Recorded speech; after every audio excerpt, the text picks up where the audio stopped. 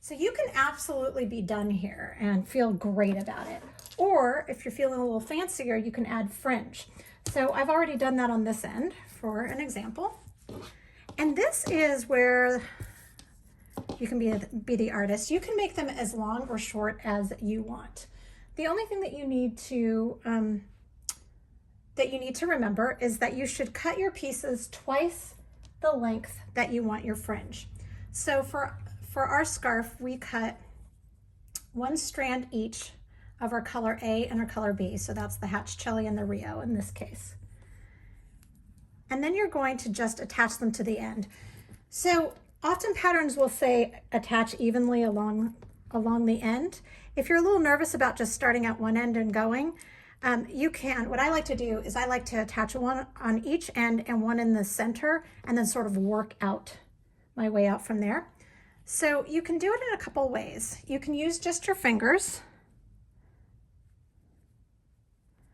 and you fold the 2 pieces in half. You hold them together, fold them in half.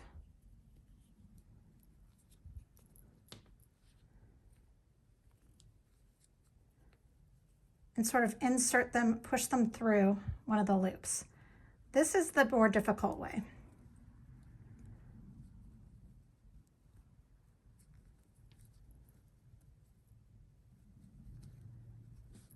No.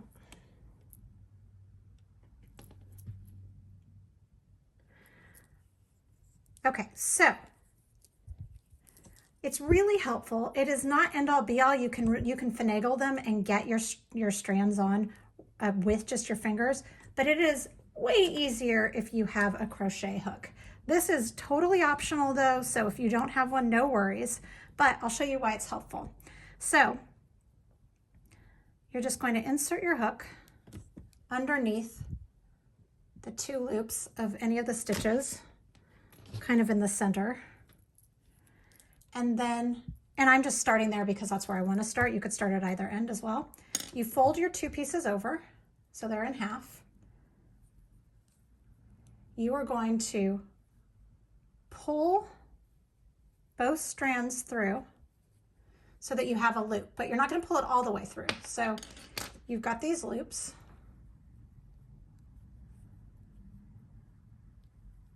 And then from here, you just feed the tail through and you've got your piece of fringe. So let's see that one more time. I'm going to go over to one of my ends. I'm inserting, you can see there's 2 loops for the stitch. You can see how you can see the entirety of the stitch. It looks like an upside down raindrop. You want to go under both of those loops, fold in half, make sure they're relatively even, pull through with your hook, pull a loop, set your hook aside, pull through. You'll just do that all the way along, and then you can trim them if you want them to be sort of as perfectly straight as yarn can be, or you can leave them all willy-nilly. You do you. And that's it.